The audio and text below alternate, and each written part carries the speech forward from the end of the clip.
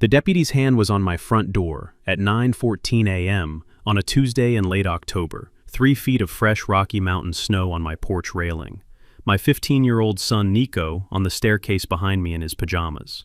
The deputy said, "Sir, per the Alpine Ridge Reserve HOA covenant, you are required to surrender a copy of your front door key for the master registry." Mrs. Caldwell has the form right here. I am going to ask you to comply. The blonde woman beside him smiled at her phone. Behind me, my son did not move. I looked at the deputy. I looked at the woman. I looked at the door I had built with my late wife in 2008. I said, "Officer, with respect, I am going to need the name of your sergeant, and by the end of this week, I am going to need a different kind of lock." I came to the mountain house in Granby permanently in March of 2023, 11 months after my wife Anya died, with my son Nico, a 7-year-old border collie named Cherry, and 23 years of receipts from Apple Inc. that I no longer needed anyone to authenticate. The mountain house sits at 8,234 feet on the south face of a ridge that overlooks the upper Colorado River, where it loops out of Granby and starts the long crawl down to Hot Sulphur Springs. Aspen, fir, and ponderosa pine, in approximately that order, descend the slope from the deck to the river. A red-tailed hawk pair has been nesting in the dead spruce at the corner of the lot for 9 summers. I am Chris DeMarco, 53 years old, born in New Haven, Connecticut, raised by a single mother who taught high school math for 41 years and could solve a Rubik's Cube faster than I could put my shoes on. I went to MIT on her dime and a tuition waiver, did a master's in cryptography, and joined Apple in Cupertino in 1999. 23 years there. The last 8 on the Secure Enclave hardware team. If you have unlocked an iPhone with your face since 2017, my fingerprints are on the silicon that decided whether your face was you. I designed sections of the matching algorithm. I did not design the camera. The camera was Manolo Vera's, and Manolo Vera is a better engineer than I have ever been. I retired in late 2022 because Anya needed me at home. Amyotrophic lateral sclerosis is a disease that takes a person apart muscle by muscle while leaving the brain intact, so that the person who you love can watch herself dissolve. Anya was diagnosed in March 2021. She died in April 2022, 4 days after our 22nd anniversary, in our bedroom in Cupertino, with my hand on her wrist and our son asleep on the floor at the foot of the bed. We had loved this mountain house for 16 summers. Anya had asked, 2 weeks before she died, that I take Nico there to live. So I did. Anya had been the senior product designer at a children's furniture company in Palo Alto. She had been born in St. Petersburg and brought to Brooklyn at 9. She had a laugh I could pick out of any crowded restaurant on either coast. She had taught Nico how to whittle a fishing lure on this porch the summer he was 9. The lure is still in the kitchen drawer next to the silverware, painted brown and white the way she had taught him to paint a sculpin. I do not move it. I open the drawer and I see it and I close the drawer.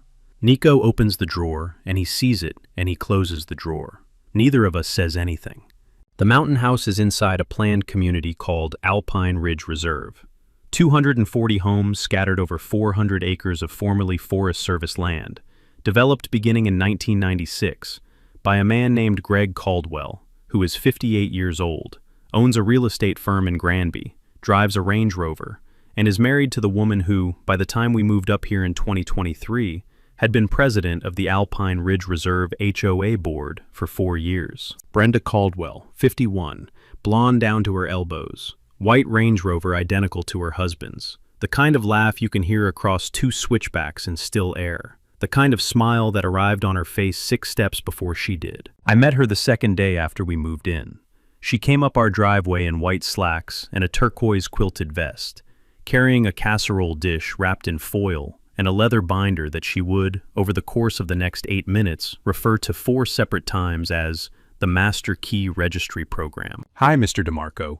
Welcome to Alpine Ridge. We have a covenant we ask all new residents to comply with. A copy of your front door key, registered with the HOA office, so we can access your home in an emergency. We'll need a copy by Friday. I said, Mrs. Caldwell, I am going to need to read the covenant first. Could I have a copy of the actual section? Her smile did not waver. Section 7.2.f. I'll email it, or you can come down to the lodge. She did not email it. I went down to the lodge the next morning. The receptionist, A woman named Trina, 26, kind face, who would later become one of the witnesses I would protect with my own attorney, printed me a copy. Section 7.2.f did not require me to surrender a key. Section 7.2.f said that residents may, at their discretion, register a copy of their primary access keys with the HOA office for emergency access purposes. The word may was the entire load-bearing wall of the regulation. I drove back home. I did not give Brenda Caldwell a key on Friday. By the next Tuesday, she had filed an architectural complaint against me. By the following Tuesday, she had called the Grand County Sheriff's Office.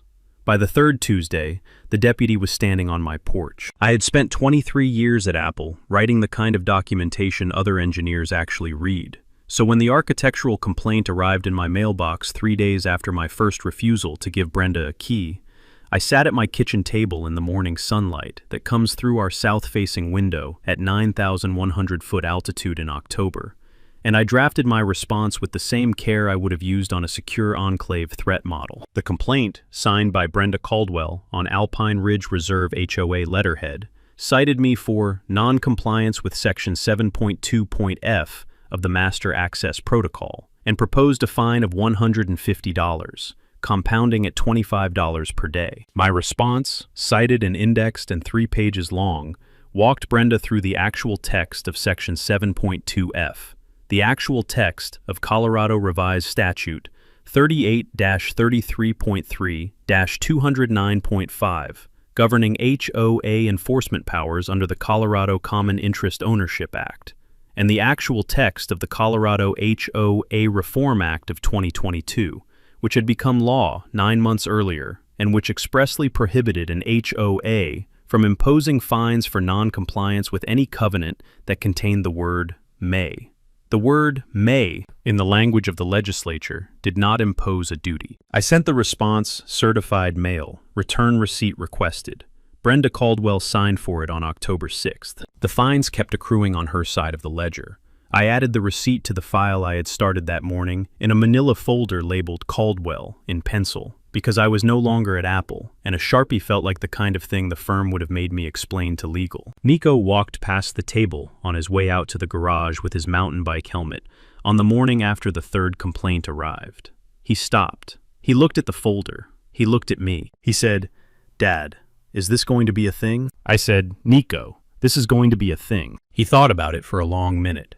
He is 15, and like his mother, he asks the question he actually wants the answer to. He said, "Dad, why does she want a copy of our key so badly?" I had been turning that question over in my mind for 3 days. The honest answer was that I did not know yet. The other honest answer was that nobody legitimate in any community, anywhere in the country, in any year of any decade, asks for a copy of a stranger's house key without an actual emergency in progress. The third honest answer, the one I did not say out loud to my 15-year-old son, was that any woman who has built a leather binder to track other people's house keys has, by definition, used those keys. I said, "I don't know yet. I am going to find out." He nodded. He went out to the garage. I heard the door open. Across the next 10 days, the complaints continued. The architectural complaints turned into noise complaints, which turned into an unfriendly landscaping complaint, when I planted 3 native ponderosa saplings on the slope below the deck without filing for committee approval. The Colorado HOA Reform Act of 2022 also covered native species, which is to say, you cannot fine somebody for planting a tree that grew there before the developer paved the road. I responded to each one in writing. I cited the statute on each one in writing. I never raised my voice on the phone because I never had a phone call. I never spoke to her in person because I did not see her in person. The mountain in October is a place where neighbors do not see each other because the days are short and the wood stoves are lit and you are inside by 4:30. I documented the temperature on every complaint date because at altitude the temperature matters, and a record that is going to be used in a courtroom benefits from temperature. On the third Tuesday in October, the Grand County Sheriff's Office sent a deputy up the mountain. I did not give the deputy a key. I asked the deputy, very politely, 3 questions, in order, with the body cam still rolling. The first question was, "Deputy, can you cite for me the specific Colorado state statute that authorizes a peace officer to compel surrender of personal property to a private homeowners association on the basis of a contested civil covenant. The deputy could not. The second question was, "Deputy, can you cite for me the section of the Alpine Ridge Reserve HOA covenants that requires me, as opposed to permits me, to register a copy of my house key with Mrs. Caldwell?" The deputy could not. The third question was, "Deputy, did anyone at the Grand County Sheriff's Office, prior to dispatching you this morning, conduct any review of the Colorado HOA Reform Act of 2022 as it applies to this covenant?" The deputy did not answer. Brenda Caldwell stepped forward and said, "Mr. DeMarco, you are being deliberately difficult. The deputy has explained the regulation. We have other residents to visit today. The form is right here. We need a key." I looked at Deputy Halverson. I said, "Deputy, I am going to make a request, and I would like to make it in front of the body cam. I am formally requesting a written incident report from this visit, including a statement of the legal basis on which you came to my door. I will be making a Colorado Open Records Act request for the body cam footage by the end of business today. I am declining to surrender any personal property at this time. I am asking you to leave my porch." The deputy hesitated. He looked at Brenda. He looked back at me. He said, "Sir, with respect, I would suggest you cooperate. Mrs. Caldwell is a respected community member. If you push back on the HOA, you are going to make your life up here a lot harder." That sentence is the one I had Nico transcribe from the body cam that evening at the kitchen table. He typed it up on a yellow legal pad I had bought in town for exactly this purpose, in his careful adolescent handwriting, with the timestamp from the footage in the margin. He left the pad on the kitchen table when he went to bed. The next morning he had written one additional sentence at the bottom of the page, in a hand even more careful than the deputy's quote. Mom would have said, "Build the cleanest stack you can." I have not removed that page from the legal pad. I keep the pad in my office, on the shelf above the second edition Knuth that Anya gave me for my 40th birthday, with a post-it note inside the cover that said, "Go find your problem, Chris." The legal pad sits next to the Knuth. When Nico gets older, the legal pad goes to him. I drove down the mountain that Wednesday morning, 3 days after the deputy's visit, to a hardware store in Tabernash called High Country Lock and Key. The owner is a man named Dennis Knudsen, 61, Norwegian-American, who has been installing locks on mountain houses in Grand County since 1982. I had met Dennis once at the Granby Farmers Market 2 summers earlier, when Anya was still alive, and we had bought a jar of his wife's honey. Dennis remembered me. Dennis remembered Anya. Dennis was the kind of small-town locksmith who can fit you with a deadbolt in 12 minutes flat, and who, more importantly to my situation, had been quietly furious for 3 years at the operation Brenda Caldwell was running at the Alpine Ridge Reserve Community Lodge. "Mr. DeMarco, I would not normally say this about a customer of mine, but she has been running a master key program at that lodge that nobody legitimate in this trade would tolerate. I personally know 7 of my customers up there who said no to the key registry, and 3 of them got broken into within 2 months. I asked him what he knew. He told me what he knew. We sat in the front office of High Country Lock and Key for an hour and a half. By the time I left, I had a list of 7 addresses, a parts order for 2 August Wi-Fi smart deadbolts, and 1 Lockley Vision biometric deadbolt with a front-facing camera and Wi-Fi notifications, and Dennis Knudsen's home phone number written on the back of his business card with the words, "Call anytime, Chris," underneath. When I got home, Nico was on the couch watching a YouTube video about how Face ID works. He had figured out, on his own, in the 2 days since the deputy left our porch, what his father was about to do. He looked up. He said, "Dad, are we doing biometric?" I said, "Yeah, buddy, we're doing biometric." He said, "Cool." I installed the Lockley Vision biometric deadbolt myself on Saturday morning. It took me 41 minutes. Nico helped with the wiring. The face recognition enrollment took 6 seconds for each of us. The mountain house, for the first time in the 17 years we had owned it, no longer accepted any physical key on its front door. I also did 3 smaller things that Saturday afternoon. I installed a Reolink doorbell camera above the porch light. I installed 2 outdoor PoE cameras at the south and east corners of the eave, both wired to a small NAS in the basement that I had set up with an air-gapped backup to a second drive in a Pelican case I kept in the woodshed. I configured the Lockley Vision to send a silent push notification to my phone every time it captured a face that the system did not recognize. By the end of the afternoon, the Mountain House had more biometric authentication on its front porch than the back parking lot at Apple Park in 2018. Nico, watching me solder the doorbell wiring, said, "Dad, this is the kind of thing Mom would have wanted to be on the team for." I said, "Nico, your mother would have led the team." The first time the system caught Brenda Caldwell on the porch, it was 4:47 a.m. on a Thursday in early November. She came up the driveway in her white Range Rover with the headlights off. She got out in a parka and a watch cap, with a small zippered case in her gloved right hand. She walked to my front door. She unzipped the case.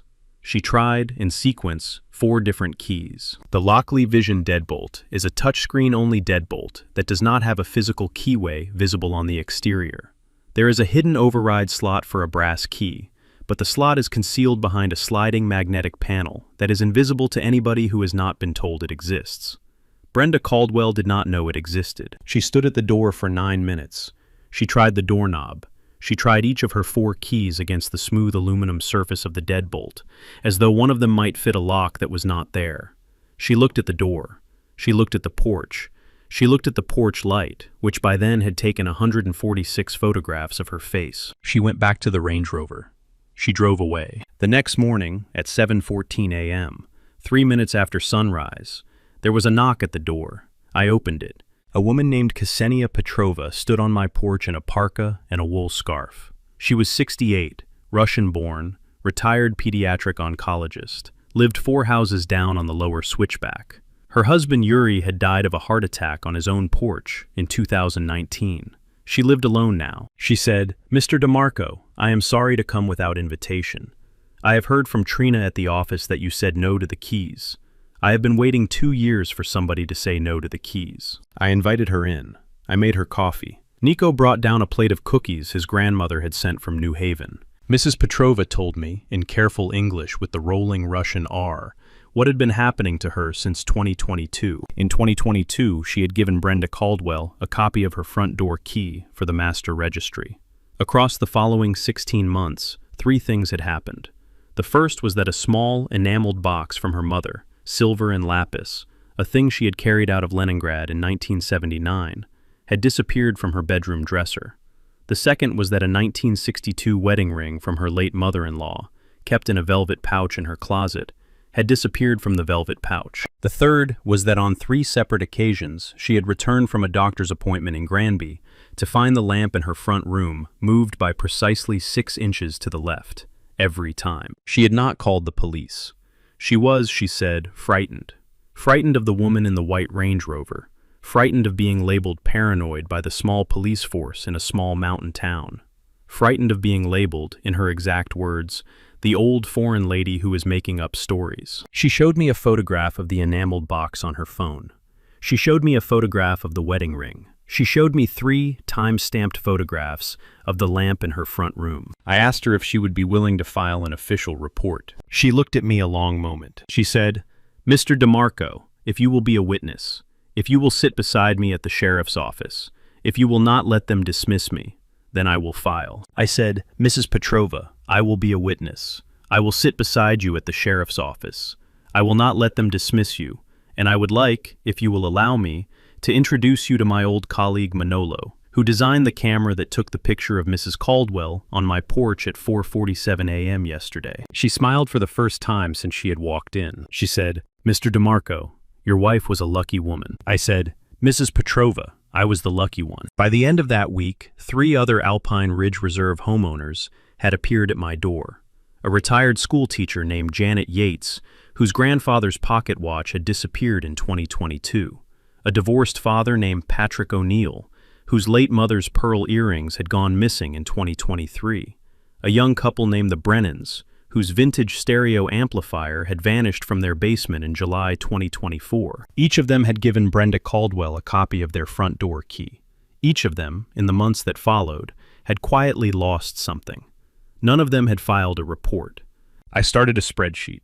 By the second Saturday of November, I had 11 names on it. The 4:47 a.m. footage from my Lockley Vision deadbolt was the kind of evidence I would have used as a textbook example at Apple's internal security training conference if I had still been employed there. 64 frames per second of high-resolution facial capture, stereoscopic depth mapping, color corrected for porch light, a timestamp inside the secure enclave that could not be modified after the fact because the secure enclave is, by hardware design, write once for log data.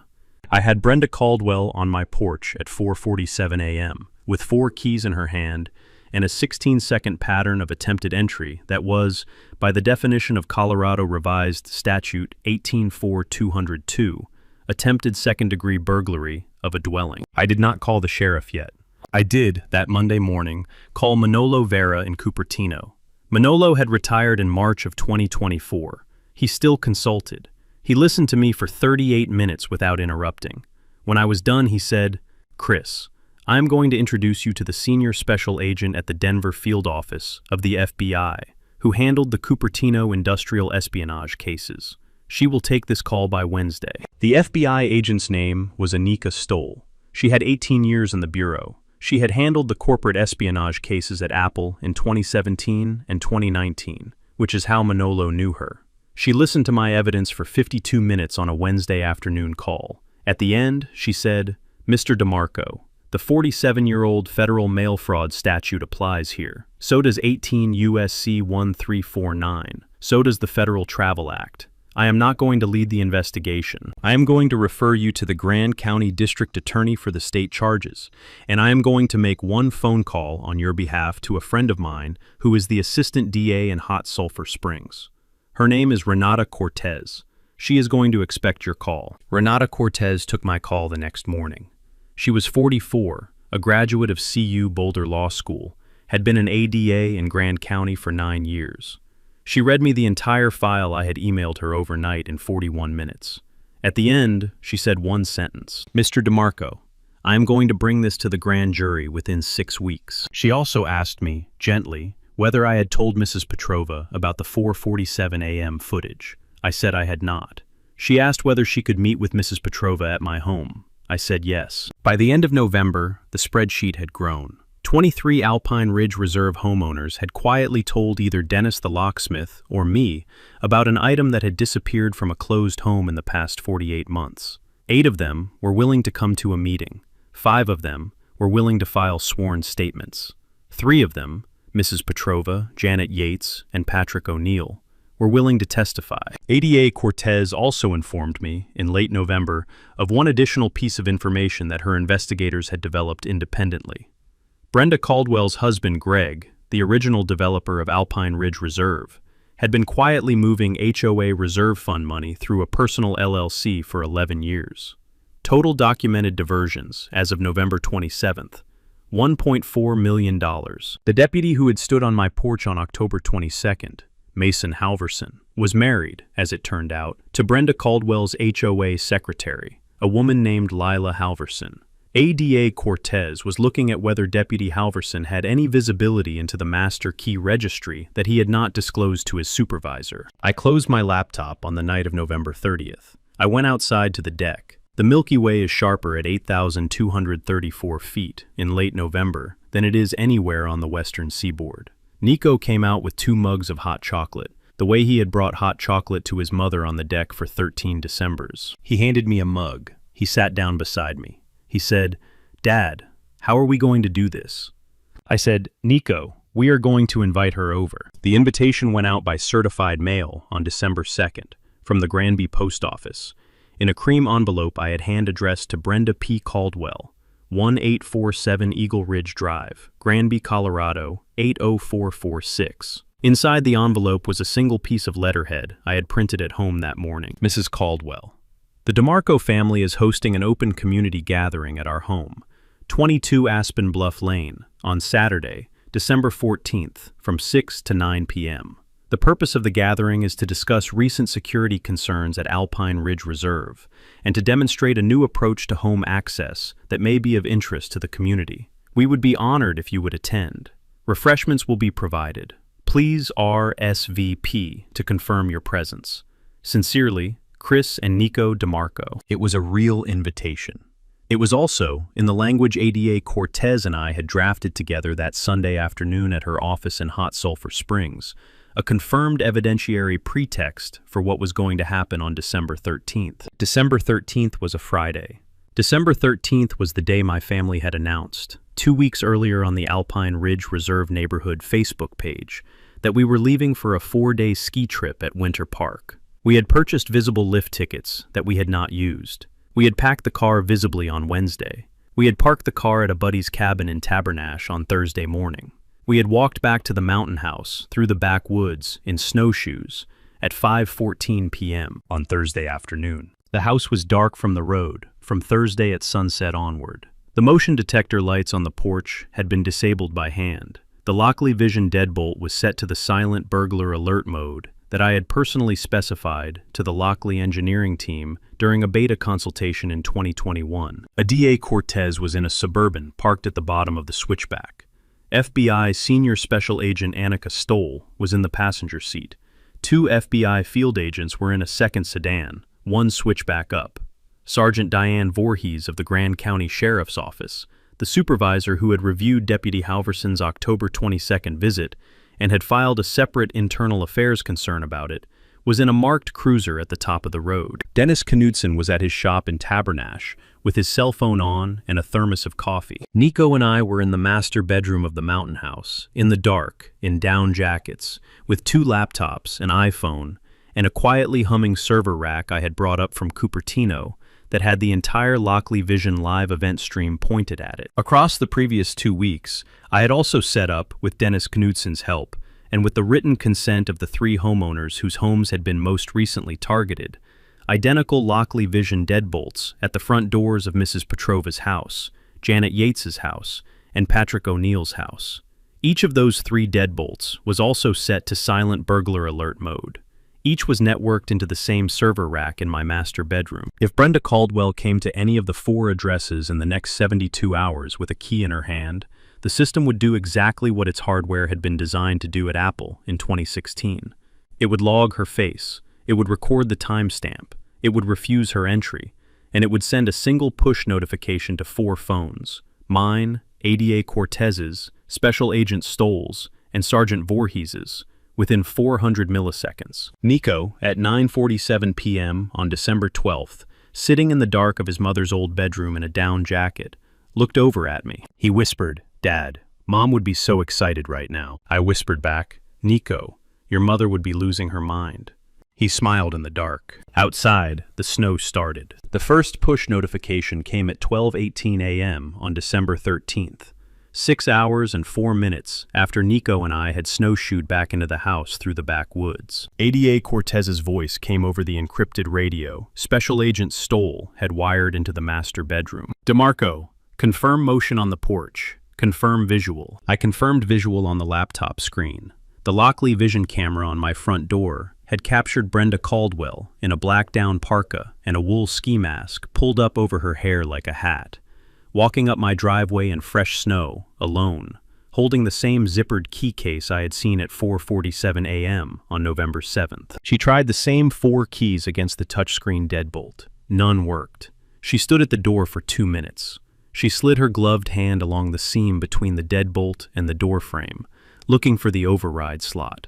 She did not find it. The override slot is behind a magnetic panel that requires a specific orientation of a magnet that does not exist outside of 3 engineers' desk drawers at Apple. I had one of those 3 magnets in the inside pocket of my down jacket as I watched her. She stepped back from the door. She went around to the side of the house. The side yard camera picked her up at 12:24:11 a.m. She tried the side door. The side door also had a Lockley Vision deadbolt. She tried the basement door at the back. The basement door also had a Lockley Vision deadbolt. She came back to the front porch at 12:31 and 8 seconds a.m. She lifted her phone to her ear. She made a call. 12 minutes later, a second vehicle came up the switchback. A 2019 Chevy Silverado with the headlights off. A man in a dark Carhartt jacket got out with a Milwaukee cordless drill and a leather tool bag. I did not recognize the man. ADA Cortez did. She came over the radio at 12:43:22. "DeMarco, the man with the drill is Travis Caldwell. Brenda Caldwell's brother-in-law. 2 prior arrests in Wyoming, 2018 and 2021. Burglary in the first degree, second degree, both pled down. We are go on the warrant the moment he touches the door with the drill, I confirmed. At 12:46 and 9 seconds a.m., Travis Caldwell, brother-in-law of the president of the Alpine Ridge Reserve HOA, put the tip of a 1/4-inch carbide drill bit against the brushed aluminum face of the Lockley Vision deadbolt on the front door of the mountain house Anya and I had bought in 2008. At 12:46:10 a.m., FBI Senior Special Agent Annika Stoll, accompanied by 2 field agents, ADA Renata Cortez and Sergeant Diane Voorhees of the Grand County Sheriff's Office, came out of the tree line at the south side of my property with their tactical lights on and their voices in their command voices. FBI, federal agents, drop the drill, on the ground, now. Travis Caldwell dropped the drill. Brenda Caldwell, behind him, did not drop her phone fast enough. She tried to put it in her parka pocket. Special Agent Stoll, who has 18 years of experience disarming people without raising her voice, gently extended her right hand. Ma'am, the phone. Slowly. Brenda gave her the phone. Sergeant Voorhees cuffed Travis Caldwell on the porch at 12:46:48 a.m. Special Agent Stoll cuffed Brenda Caldwell beside him at 12:47:09 a.m. Stoll Mirandized them both on the porch of my mountain house, in front of a Lockley Vision camera that had quietly recorded everything in 4K, with a timestamp inside the secure enclave that no court of law would ever ask anyone to question. Behind them, in 3 other homes on the mountain, Mrs. Petrova's, Janet Yates's, and Patrick O'Neill's, there had been no notifications. Brenda had only come to mine, the one she had not been able to get into for 2 months, the one whose owner, on a community Facebook page, had announced an absence. She had come to fish me out alone, in a ski mask, with a man with 2 priors and a drill. I came out of the master bedroom in my down jacket at 12:51 a.m. Nico stayed inside, the way ADA Cortez had asked him to stay inside. I walked across the porch to the front door. I did not look at Brenda Caldwell. I did not look at Travis Caldwell. I looked at the brushed aluminum face of the Lockley Vision deadbolt, which still had a small white scuff mark from the drill bit. The scuff would polish out by Sunday. The deadbolt would still work. The same could not be said of the woman in the ski mask. Greg Caldwell, the real estate developer who had created Alpine Ridge Reserve in 1996 and had been married to Brenda Caldwell for 26 years, was arrested at 3:14 a.m. that same Friday morning at the Denver International Airport in the security line for a 6 a.m. flight to Cabo San Lucas, with a black Toomey suitcase containing $148,000 in U.S. cash, a Banco multi-bank check made out to bearer for an additional $412,000, and a printout from his personal email, sent at 12:34 a.m. that night, 12 minutes after his wife's first failed key attempt at my front door, confirming a Mexican real estate purchase scheduled to close at noon Monday. By breakfast on Friday morning, the Alpine Ridge Reserve community Facebook page, normally a sleepy feed of contractor recommendations and lost dog notices, was on fire. Trina from the lodge had quietly posted a single sentence at 6:12 a.m. The DeMarco family is fine. The president of the HOA was arrested at their home at midnight. The comments on Trina's post crossed 200 by 9 a.m. Sergeant Voorhees of the Grand County Sheriff's Office held a brief media availability at the Sheriff's Office in Hot Sulphur Springs at 11 a.m. that Friday morning. She named Brenda Caldwell, Travis Caldwell, and Greg Caldwell. She named the charges.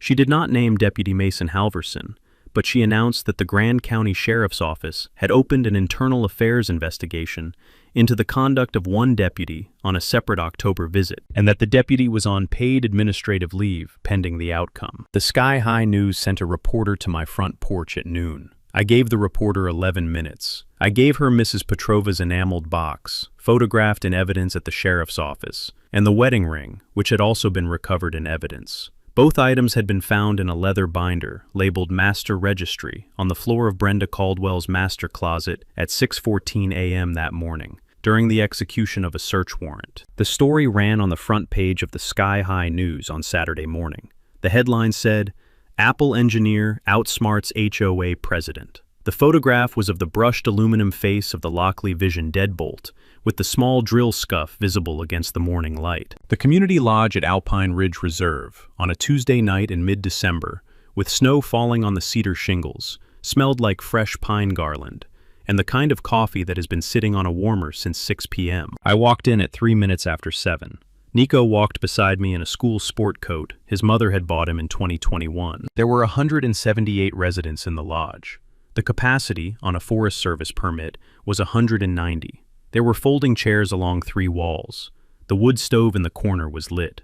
Trina from the lodge was at the front, in a charcoal sweater, holding a printed agenda and the gavel a previous HOA president had bought at a hardware store in 2008. Mrs. Petrova sat in the front row in a navy dress, with her daughter, who had flown in from Boston that afternoon, beside her. Janet Yates sat in the front row in her teaching cardigan. Patrick O'Neill sat in the front row with a photograph of his late mother in his jacket pocket. Dennis Knudsen sat in the second row in a red flannel shirt. Nico set up the projector. He had built the slide deck over the weekend on a battered MacBook Air his mother had used. The slides were clean. They were not flashy. They were the slides of a 15-year-old who has been taught by his father and his mother and 23 years of Apple keynotes that the best slides have one idea on them, and white space around the idea. I walked to the front. I plugged the Lockley Vision deadbolt into a small wooden frame Dennis Knudsen had built for me on Monday evening. The deadbolt sat upright on the folding table at the front of the room. It looked, in the projector light, exactly like the front door of any house on the mountain. I did not raise my voice. I have not had to in 23 years. My name is Chris DeMarco. I retired from Apple in October of 2022. I designed parts of the system that decides, when you look at your iPhone, whether your face is your face. My wife was Anya Petrov DeMarco. She died of ALS on April 22, 2022. My son Nico is 15 years old. He built the slides you are about to see. The room did not breathe. I did not need them to. Nico clicked the first slide. It said, Alpine Ridge Reserve Master Key Registry, 47 unauthorized entries, 11 stolen items, 1 night in December. The next 41 minutes were a walkthrough. Mrs. Petrova's box, the wedding ring, Janet Yates's grandfather's pocket watch, Patrick O'Neill's mother's pearl earrings, the Brennan family's vintage stereo amplifier, 23 other items I had documented, but for which the owners were not yet ready to come forward in public. The 11-year embezzlement timeline of Greg Caldwell from the HOA Reserve Fund, $1.4 million, slide by slide, transaction by transaction. The fraudulent Snowplow LLC that had billed $298,000 for services never performed. I did not show photographs of Brenda Caldwell. I did not need to. The 45th slide was a single sentence. The Lockley Vision deadbolt on this table is open source. Dennis Knudsen at High Country Lock and Key will install one on any home in Alpine Ridge Reserve for cost plus 0 labor through January 31st. I will personally cover the cost for any household experiencing financial hardship. No key registry will ever be requested of any of you again. The room exhaled. The second to last slide was a photograph Nico had taken on the previous Saturday morning. It was Mrs. Petrova on her own front porch, in a parka, holding the recovered enameled box from her mother in her gloved hands, looking down at it the way a person looks down at a thing they had not expected to ever hold again. The last slide was 3 words. Thank you, neighbors. Trina from the lodge stood up. She did not gavel. She did not need to. She said, in the voice of a 26-year-old woman who has finally been allowed to say what she has wanted to say for 4 years, the Board of Alpine Ridge Reserve hereby dissolves the Master Key Registry Program by emergency resolution, effective immediately. All keys held by the HOA office are to be returned to their owners by Friday. Mrs. Caldwell is hereby formally recalled by emergency vote pending the special election. All in favor. 176 hands went up. 2 did not. One of them was a man in the back named Carl Henning, who had moved to Alpine Ridge in 1998, and who would later, in a private conversation with Trina, apologize and quietly resign from the architectural committee. The other was Lila Halverson, who walked, slowly, on her husband's arm, out of the lodge without looking at anybody. The room rose to its feet. Mrs. Petrova rose first. Janet Yates rose with her. Patrick O'Neill stood up and clapped, once, hard. Dennis Knudsen stood up and put his Stetson on. Nobody else clapped. Nobody else cheered. They just stood. Nico, beside me, did not move. He whispered, "Dad, Mom would be making popcorn." I whispered back, "Nico, your mother would be losing her mind." The grand jury indicted Brenda Caldwell on January 29th on 23 counts.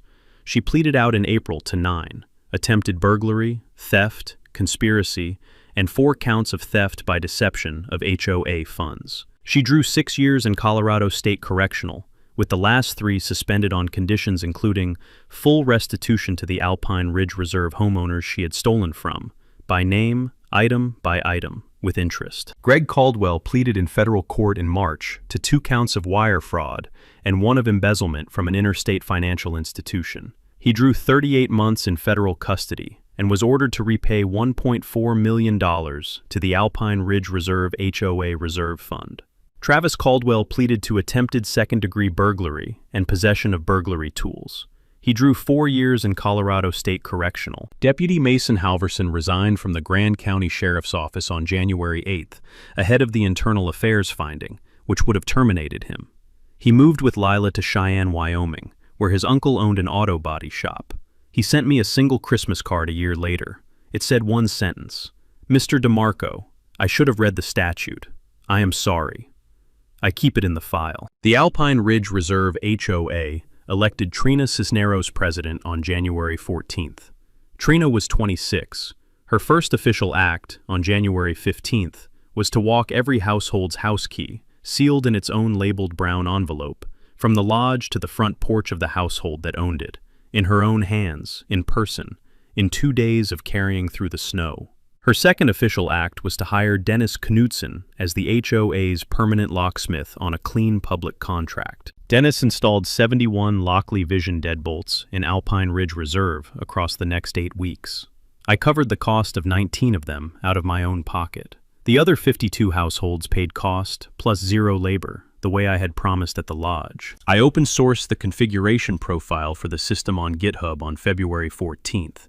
The day Anya and I would have celebrated our 24th anniversary, under a permissive license. I named the repository Anya_locks. The README explained, in plain English, how any homeowner with a Lockley Vision deadbolt and a $30 Raspberry Pi could set up the same silent burglar alert network we had used on December 13th. The README also said, in the second-to-last paragraph, that the project was dedicated to a woman named Anya Petrov DeMarco, who had loved her mountain house, and who had also believed that good security is something you give your neighbors, not something you keep from them. Mrs. Petrova came up the driveway on the morning of February 15th in a parka and a pair of bright red snow boots her daughter had sent. She brought a small enameled box on a velvet cloth. The box was not from her mother. The box was new, silver and lapis, made by a craftswoman in Boulder, and inside it was a single key, she said in her careful English, with the rolling Russian R. "Mr. DeMarco, this is the spare key to my house. There are no copies. I am giving it to you. If anything ever happens to me, I would like you to be the person who comes." I took the key. I did not say anything for a long minute. Nico, on the porch behind me, was wiping his nose on his coat sleeve. I said, "Mrs. Petrova, I am honored, and I would like to give you mine." I went inside. I came back with the spare key to our mountain house, on a wooden Apple Store key ring Anya had given me in 2017. I put it in Mrs. Petrova's gloved hand. She closed her fingers over it. She said, "Mr. DeMarco, we are neighbors." We were neighbors. Nico started a small after-school computer club at the Granby Middle School in March, with the help of his English teacher, Mrs. Fitzgerald, who had been Anya's friend on the school's library committee since 2018. The club meets in the school media center on Tuesdays from 3:30 to 5. 11 kids the first week, 16 the second, 22 by April. The kids learn the basics of how a secure enclave works, how a public-private key handshake protects a Wi-Fi network, and how to spot the kind of social engineering question that the kind of person who wants a copy of your house key tends to ask. Nico teaches one section a month. He is 15 years old. He stands at the front of the room and explains hash functions to 12-year-olds in a voice that sounds, to me, more and more like his mother's every Tuesday. If you have ever had an HOA Karen demand the keys to a home that did not belong to her, comment below with your state and what she said she needed them for. Read every one. Subscribe. Next week, a Florida widower, a 1972 Cadillac, and the HOA president who picked the wrong car. She picked the wrong Cadillac. What Brenda Caldwell did not understand, and what most Paritarians never understand, is that the man for houses down was not a retired Cupertino bureaucrat. He was an engineer who had spent 23 years writing the access control documentations at the engineers read. She thought a K was a K. He thought a K was a math problem. Math problems do not care about HOA letterhead. Math problems do not care about Range Rover or turquoise vest. Math problems run the same way at 4:47 a.m.